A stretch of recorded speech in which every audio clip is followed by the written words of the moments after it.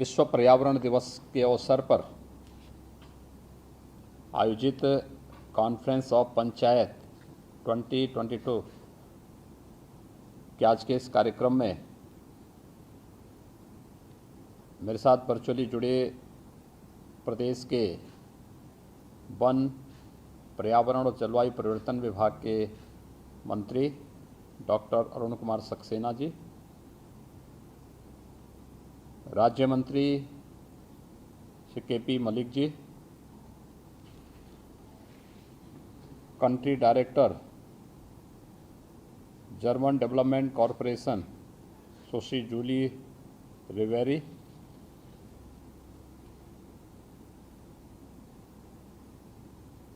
Director corporation Swiss development corporation Shri Jonathan Demenge, Padmashri Shri Shyam Sundar Paliwal, Padmashri Shri Satpal Singh ji, सौर ऊर्जा ग्राम पल्ली जम्मू से पधारे श्री रणधीर जी, गोरखपुर जंगल कोड़िया से श्रीमती प्रेमशीला जी, विभाग के अपर मुख्य सचिव श्री मनोज सिंह जी और उपस्थित सभी इस महत्वपूर्ण कॉन्फ्रेंस में उपस्थित पर्यावरण से जुड़े हुए सभी स्टेक होल्डर्स, उत्तर प्रदेश की सभी 58,000 ग्राम पंचायतों के प्रतिनिधिगण और उपस्थित भाइयों बहनों, आज विश्व पर्यावरण दिवस है। मैं सबसे पहले आप सबको इस दिवस की हृदय से बधाई देता हूं। आप सबके प्रति मैं अपनी शुभकामनाएं भी व्यक्त करता हूं। एक अच्छा पर्यावरण ही जीव सृष्टि के सुखद और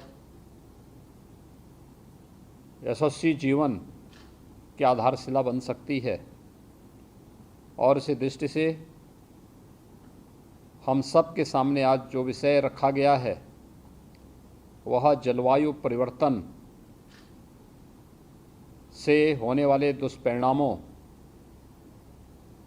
के बचाव के लिए हमारी पंचायतों की भूमिका क्या हो सकती है, इस महत्वपूर्ण विषय को लेकर के आज यह कॉन्फ्रेंस यहाँ पर आयोजित की गई है। हम सब जानते हैं कि ग्राम पंचायतें हमारी लोकतांत्रिक व्यवस्था की सबसे आधारभूत इकाई है। अगर ग्राम पंचायत स्तर पर यानी अगर हम इस इकाई को मजबूत कर लें तो बहुत सारी चीज़ें अपने आप ही प्रभावी ढंग से आगे बढ़ती हुई दिखाई देंगे। लेकिन अगर हम शासन स्तर पर बड़ी बड़ी योजनाएं बनाते रहें और आधारभूत इकाई उससे अनभिज्ञ रहे तो उन योजनाओं को शासन स्तर पर बनाने का कोई भी परिणाम सामने नहीं आने वाला है। और इसीलिए सबसे छोटी इकाई को इसके साथ जोड़ते हुए आज इस महत्वपूर्ण कॉन्फ्रेंस का आयोजन किया गया है। मैं इसके लिए पर्यावरण, वन एवं जलवायु परिवर्तन विभाग के अपने सभी अधिकारियों को और सभी स्टेक होल्डर्स को मैं इस अवसर पर हृदय से धन्यवाद देता हूं, जिन्होंने आज के इस संवाद के माध्यम से जलवायु परिवर्तन के प्राकृतिक कारणों के साथ साथ जो कृत्रिम कारण हैं उन सब पर प्रभावी नियंत्रण के लिए आज अपने पंचायत प्रतिनिधियों को भी इसके साथ जोड़ने का कार्य किया है। हम सब जानते हैं कि देश के अंदर सबसे अधिक ग्राम पंचायतें उत्तर प्रदेश में हैं। 58,000 से अधिक ग्राम पंचायतें और उत्तर प्रदेश ऐसे राज्य में जहां पर 70% आबादी हमारी अभी भी ग्रामीण क्षेत्र में निवास करती है। उन पंचायतों की एक बड़ी भूमिका होने जा रही है और विगत 5 वर्ष के दौरान हमारी सरकार ने इस दिशा में कुछ महत्वपूर्ण कदम भी उठाए। 5 वर्ष में 100 करोड़ से अधिक वृक्षारोपण का कार्यक्रम हम लोगों ने वन विभाग के साथ मिलकर के सभी अंतर विभागीय समन्वय के माध्यम से प्रदेश के अंदर संपन्न किए थे। मुझे याद है जब 2017 में हम लोगों ने वन महोत्सव के अवसर पर प्रदेश में वृक्षारोपण के बड़े कार्यक्रम को अपने हाथों में लिया था, तो हमारे पास क्षमता मात्र 5 करोड़ वृक्षारोपण की ही थी। और मुझे प्रसन्नता है कि आज उत्तर प्रदेश में हमारे पास 35 करोड़ वृक्षारोपण प्रतिवर्ष करने की क्षमता हम अर्जित कर चुके हैं। लेकिन केवल ये वृक्षारोपण करना मात्र नहीं है, जलवायु परिवर्तन के कारकों पर प्रभावी अंकुश लगाने वाले ऐसे वृक्षारोपण को हमें प्रोत्साहित करना होगा जो जलवायु परिवर्तन को रोकने में और जलवायु सापेक्ष भी हो सकें। लोगों को जलवायु परिवर्तन के कारकों को नियंत्रित करने में प्रभावी भूमिका का निर्वहन भी कर सकें और इस देश से भारतीय मनीषा से बढ़कर के जलवायु परिवर्तन के दुष्परिणामों के बारे में जागरूकता पैदा करने के दूसरे माध्यम और देखने को नहीं मिलते, क्योंकि हमने तो हर एक कार्य को अपनी पवित्र आध्यात्मिक परंपरा के साथ जोड़ करके देखा है। कौन से ऐसी वनस्पति है जिसको हमने अपने सामान्य आध्यात्मिक और धार्मिक आयोजनों के साथ न जोड़ा हो। हमारी तो मान्यता यही रही है कि कोई भी वनस्पति ऐसी नहीं जो हमारे लिए औषधीय गुणों से भरपूर न हो। और उस सब के बावजूद वर्तमान में भौतिकता के पीछे जाने वाली मानवता किस हद तक जाकर के आज स्वयं के अस्तित्व के साथ खिलवाड़ कर रही है। आज जलवायु परिवर्तन के दुष्परिणामों को हम उसके माध्यम से देख सकते हैं। इसके कारण न केवल जीव सृष्टि के सामने बल्कि जीव और जंतु दोनों के अस्तित्व के सामने एक भारी संकट भी खड़ा हुआ है। आप देख रहे होंगे असमय अतिवृष्टि का हो जाना, असमय सूखा पड़ जाना और जो फसल चक्र है इस पे भी इसका बुरा असर पड़ना, नई बीमारियों का आना और भी तमाम कारण इसके दुष्परिणाम हम सब के सामने देखने को मिल रहे हैं। प्रदेश सरकार ने आदरणीय प्रधानमंत्री जी की प्रेरणा से जो कार्यक्रम बनाए हैं, पिछले 5 वर्षों के अंदर हम लोगों ने 100 करोड़ से अधिक वृक्षारोपण किया। प्रदेश के अंदर 100 वर्ष से ऊपर के जितने भी वृक्ष हैं उन्हें विरासत वृक्ष के रूप में चिन्हित करके उनके व्यवस्थित संरक्षण की भी एक कार्य योजना लागू की है। और मैं आह्वान करूंगा वन विभाग के साथ साथ उन सभी विभागों का कि जो 100 करोड़ वृक्ष हम लोगों ने विगत 5 वर्ष के अंदर प्रदेश के अंदर रोपे हैं, उनकी सुरक्षा करना।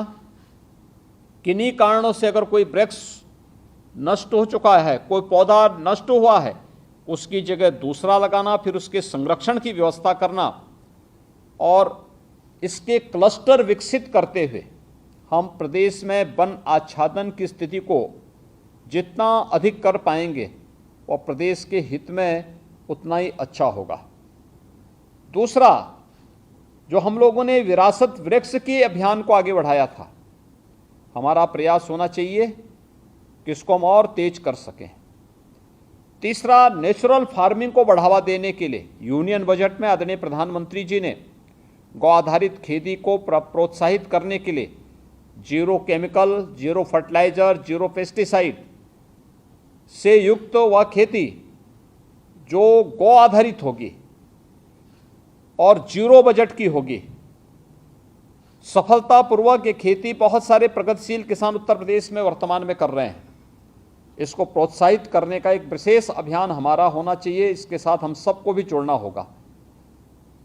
गंगा के पवित्र गंगा नदी के 5-5 किलोमीटर के दोनों दायरों में इस प्रकार की खेती और बागवानी को प्रोत्साहित करना। बुंदेलखंड जैसे क्षेत्र को हम लोगों ने प्राकृतिक खेती के लिए इस बजट में पूरा प्रावधान भी किया है और मैं आपका आह्वान करूंगा कि हम इसके साथ जुड़ें। सरकार इसमें सब्सिडी भी देगी। हर एक कमिश्नरी में हम लोगों ने इसके लिए टेस्टिंग लैब भी स्थापित कर दी है कि जो प्रोडक्ट किसान के यहाँ से आएगा उसकी मार्केटिंग करने की व्यवस्था, उसे हर प्रकार का प्रोत्साहन कर देने की व्यवस्था सरकार अपने स्तर पर करेगी। आज जब हम इस महत्वपूर्ण विषय के साथ जुड़े हुए हैं, यह वर्ष है देश की आज़ादी का अमृत महोत्सव वर्ष और प्रधानमंत्री मोदी जी ने हमें इस वर्ष के लिए प्रत्येक ग्राम पंचायत को कोई संकल्प दिया है।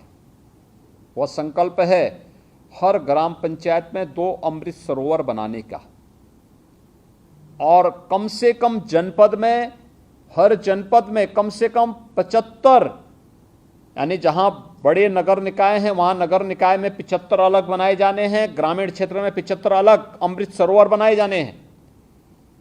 हमारा प्रयास हो जितने भी हमारे ग्राम प्रधानगण हैं, ग्राम प्रतिनिधिगण हैं, उन सब से मेरी अपील होगी कि हर ग्राम पंचायत में 2-2 अमृत सरोवर का निर्माण करना। अमृत सरोवर एक ऐसा सरोवर जो शुद्ध जल का एकत्रीकरण का माध्यम बने। इसको आप क्या कर सकते हैं? अमृत सरोवर के चारों ओर व्यापक पैमाने पर वृक्षारोपण करना। अमृत सरोवर का पानी, अमृत सरोवर का जल कहीं भी प्रदूषित न होने पाए, इसकी व्यवस्था देना। अमृत सरोवर के चारों ओर बागवानी को बढ़ावा देना। वहां पर तिरंगा लगाना, अपने आन मान शान के प्रतीक राष्ट्रीय ध्वज को राष्ट्रीय पर्वों पर फहराने की व्यवस्था करवाना। गांव के किसी स्वतंत्रता संग्राम सेनानी से, किसी शहीद परिवार से या कोई भी ऐसे महानुभाव से 15 अगस्त, 26 जनवरी, 2 अक्टूबर को ध्वजारोहण की कार्रवाई के साथ उसे जोड़ना, जिसका व्यक्तित्व गांव के लिए, वर्तमान और भावी पीढ़ी के लिए प्रेरणादायी हो। उनके माध्यम से उस कार्यक्रम को आगे बढ़ाना। मॉर्निंग वॉक पर जब लोग जाएं तो उस अमृत सरोवर के पास जाएं, वहां पर बैठ करके, उसके किनारे बैठ करके बेंच आदि लगा करके बैठने की व्यवस्था हो। अच्छे विषय पर गोष्ठी की जा सके। योग दिवस के अवसर पर योगासन के कार्यक्रम और योगिक क्रियाओं को लोग वहां पर प्राणायाम आदि की क्रियाएं, योगासन आदि की क्रियाओं को वहां संपन्न कर सकें। इस दृष्टि से उस पूरी व्यवस्था को उसके साथ जोड़ना। अमृत सरोवर इस रूप में विकसित करने की कार्रवाई, एक तो हमें प्रत्येक ग्राम पंचायत में कम से कम 2-2 अमृत सरोवर बनाए जाने हैं और मैं आह्वान करूंगा, बहुत सारे ग्राम पंचायतों ने इस कार्यक्रम के साथ अपने आप को जोड़ा है और जो बचे हुए हैं वे भी तेजी के साथ इस कार्यक्रम को करें। गांव में बहुत सारी बीमारियां समाप्त हुई हैं स्वच्छ भारत मिशन से। हम सबको याद रखना होगा कि अब गांव में हम जाते हैं, गांव की पगडंडियां, गांव की सड़कें साफ सुथरी दिखती हैं। आज से 5 साल पहले ऐसी स्थिति नहीं थी। गांव में पैदल आप नहीं जा सकते थे, गंदगी होती थी, बदबू आती थी। आज गांव साफ सुथरे हैं। इसका परिणाम तमाम प्रकार की बीमारियों से भी मुक्ति का मिला है। इंसेफ्लाइटिस समाप्त हो चुका है। कालाजार उत्तर प्रदेश ने नियंत्रित कर दिया है और भी तमाम प्रकार की ऐसी बीमारियां हैं जिनको हम लोग रोकने में सफल हुए हैं, लेकिन अभी भी हमें एक लंबी दूरी तय करनी है और इस दृष्टि से अमृत सरोवर के इस पवित्र कार्यक्रम के साथ हमें जुड़ना है। आज मैं गोरखपुर के संत कबीर नगर जनपद में गया था। संत कबीर नगर जनपद में मगहर में मध्यकालीन संत कबीरदास जी की निर्वाण स्थली है। मगहर में और मगहर से होते हुए बहती है एक छोटी सी नदी आमी नदी। 5 वर्ष पहले आमी नदी की स्थिति क्या थी? 5 वर्ष पहले यह नदी सिद्धार्थ नगर से निकलती है, संत कबीर नगर, फिर गोरखपुर, फिर संत कबीर नगर, फिर गोरखपुर होते हुए गोरखपुर जनपद में राप्ती नदी में मिलती है। 5 वर्ष पहले इस नदी में इस मौसम में बहुत बदबू आती थी, पूरा पानी काला था। गोरखपुर में यानी अपने उद्गम स्थल से लेकर के जहां जहां ये नदी होते हुए जाती थी, पूरा पशुपालन की दृष्टि से कभी सबसे समृद्ध क्षेत्र माना जाता था।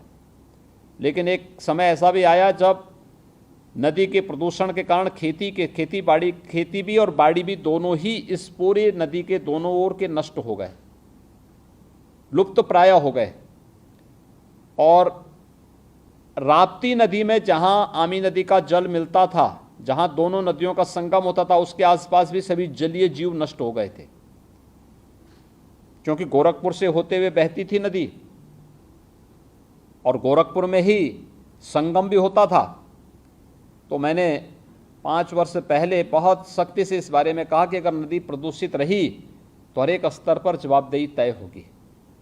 ग्राम पंचायत, नगर निकाय, जनपदों, सभी औद्योगिक इकाइयों, सबकी जवाबदेही तय की गई। और आज मैं था वहाँ पे, मैंने देखा एकदम साफ सुथरा जल था, जलीय जीव थे नदी में, इतना साफ सुथरा था, इतनी व्यवस्था साफ सुथरी थी, लगता था कि वास्तव में ऐसे ही हम सभी नदियों के जल को निर्मल और अविरल कर सकते हैं। मैं देख रहा था आज वहाँ पर कि तमाम गाय भैंस नदी के तट पर चर रहे थे, घूम रहे थे और पूरा जल एकदम निर्मल था। अगर आमी नदी निर्मल हो सकती है, कोई बदबू नहीं, एकदम साफ सुथरी थी, हम अपने गांव के तालाब को क्या साफ सुथरा नहीं कर सकते? हर ग्राम पंचायत कर सकती है।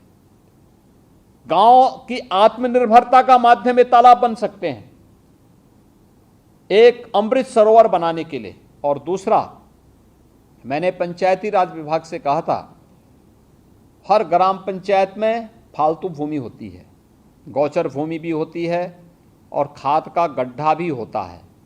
नहीं है, आप क्रिएट करिए, बनाइए।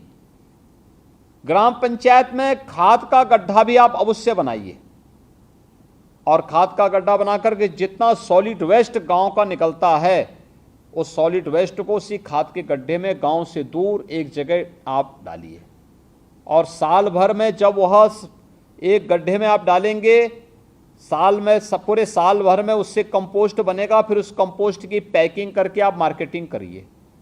गांव की अपनी नर्सरी बनाइए, गांव में उसका उपयोग करिए। प्राकृतिक खेती के लिए या जैविक खेती के लिए लोगों को प्रोत्साहित करिए, उसके लिए आप उपलब्ध करवाइए। गांव में नर्सरी डेवलप करिए, गांव में वृक्षारोपण के जिस अभियान को आप आगे बढ़ाएंगे, इन कार्यक्रमों को आप आगे बढ़ाइए, उसके साथ इसको जोड़िए और हर वर्ष उस खाद के गड्ढे को आप तैयार करिए।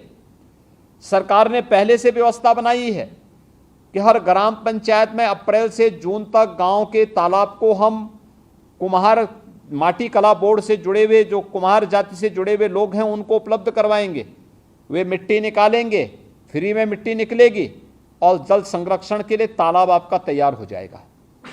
थोड़ा सा प्रयास करके हम इस कार्यक्रम के साथ जुड़ सकते हैं। और मेरा आप सबसे अपील होगी, प्रदेश की सभी 58,000 ग्राम पंचायतों से मेरी अपील होगी कि हम अपनी ग्राम पंचायत को आदर्श ग्राम पंचायत बनाने की कार्रवाई करें। अभी आपने देखा होगा, 3 दिन पहले आदरणीय राष्ट्रपति जी और आदरणीय प्रधानमंत्री जी कानपुर देहात के छोटे से गांव परोख में गए थे। वह गांव आदरणीय राष्ट्रपति जी का पैतृक गांव है और उस गांव में भी मुझे 2 अमृत सरोवर देखने को मिले थे। वह गांव आज आदर्श गांव है। गांव में अपने जितने भी विद्यालय हैं, परिषदीय विद्यालय हैं, उन सभी को ऑपरेशन कायाकल्प के माध्यम से अच्छी व्यवस्था वहां गांव पंचायत ने बनाई है। जूनियर हाई स्कूल को बहुत अच्छे ढंग से बनाया है, आंगनबाड़ी केंद्र को भी बहुत अच्छा तैयार किया है, सामुदायिक केंद्र को भी अच्छा बनाया है। गांव का मंदिर अत्यंत सुंदर बनाया गया है। गांव में मंडी स्थल बहुत अच्छा तैयार किया गया है। ऐसे ही गांव में अलग अलग ओपन जिम का निर्माण भी किया गया है। गांव का अपना खेल का मैदान है। गांव में ड्रेनेज की प्रॉपर व्यवस्था की गई है। गांव में शुद्ध पेयजल की व्यवस्था भी की गई है। गांव में स्ट्रीट लाइट की व्यवस्था भी है।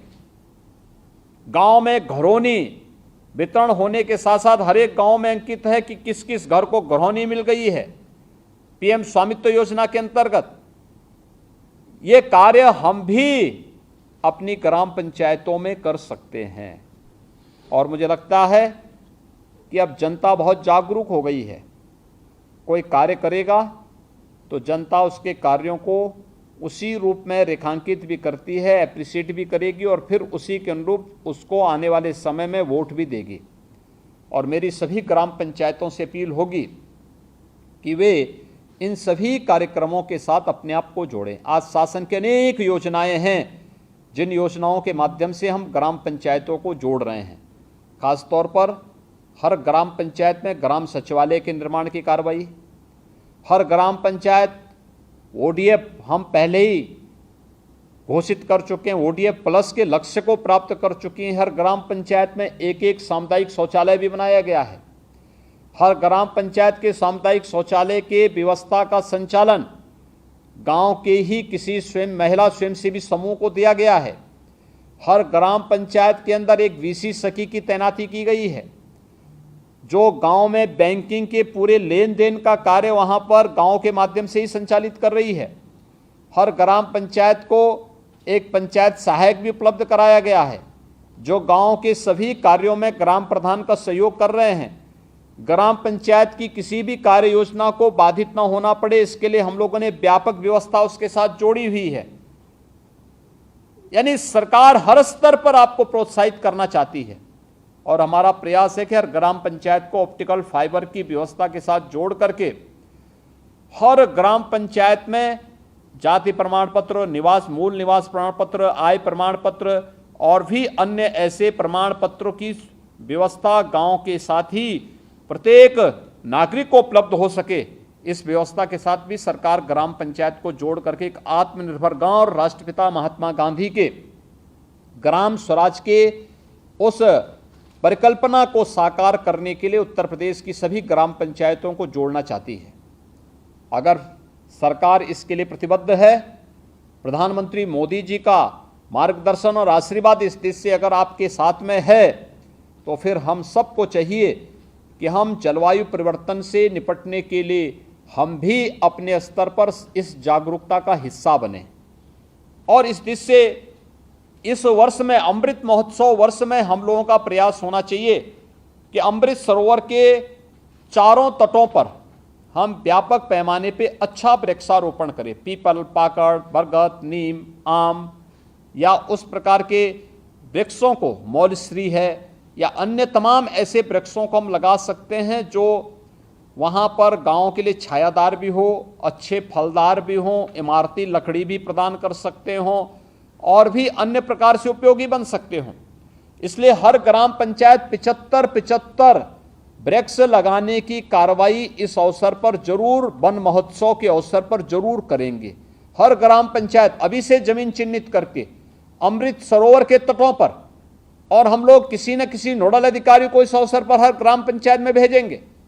किन गांवों ने किया है, किन गांवों ने नहीं किया है, ये सभी चीजें वहां तय हो जाएंगी।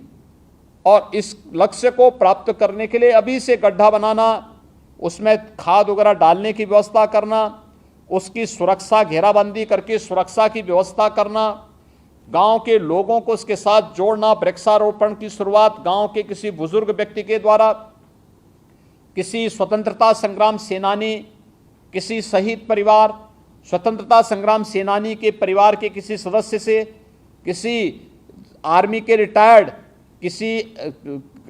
कोई भी अधिकारी या कोई भी जवान जो रिटायर्ड होगा आर्मी से, उनके माध्यम से या गांव के किसी संभ्रांत नागरिक के माध्यम से इसकी शुरुआत करा करके मेरा गांव मेरी धरोहर के रूप में उसे विकसित किए जाने की कार्रवाई के साथ अगर आप जुड़ेंगे, बहुत सारी जो कृत्रिम कारण हैं जलवायु परिवर्तन के, उसको नियंत्रित करने में हमें सफलता प्राप्त हो सकती है।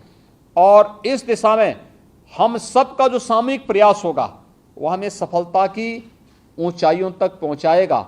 जलवायु परिवर्तन के कारकों में पर जो मुख्य कृत्रिम कारण है उनको हम नियंत्रित करेंगे, और कृत्रिम कारणों को हम नियंत्रित कर लेंगे तो प्राकृतिक कारण भी धीरे धीरे करके नियंत्रित होते हुए दिखाई देंगे। मुझे विश्वास है कि आज की ये कॉन्फ्रेंस ग्राम पंचायतों के माध्यम के साथ जुड़ते हुए पंचायती राज विभाग की इस कार्यक्रम को सफलता की नई ऊंचाइयों तक पहुंचाने में अपना योगदान देगा। अंतर विभागीय समन्वय के माध्यम से हम इन्हें प्रभावी ढंग से नियंत्रित करने में, इसको सफलता की नई ऊंचाइयों तक पहुंचाने में सफल होंगे। मैं इस पूरी कॉन्फ्रेंस के प्रति अपनी शुभकामनाएं देता हूं। बहुत बहुत धन्यवाद। जय हिंद।